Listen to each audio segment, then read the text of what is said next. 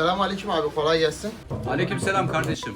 Abi ben buraya tamir için telefonumu bıraktım. Telefonumu almaya geldim. Kardeşim telefon kimin adına kayıtlıydı? Acelem vardı, isim yazdırmadan hemen çıktım. Kardeşim şimdi ben senin nereden bileyim telefonun hangisi? Abi siz telefonları gösterin, ben bilirim. Kardeşim sen telefonu ne zaman tamire bıraktın? Yanlış hatırlamıyorsam bir 2 sene oldu herhalde. Şimdiye kadar senin aklın neredeydi? 2 sene hiç telefon tamirde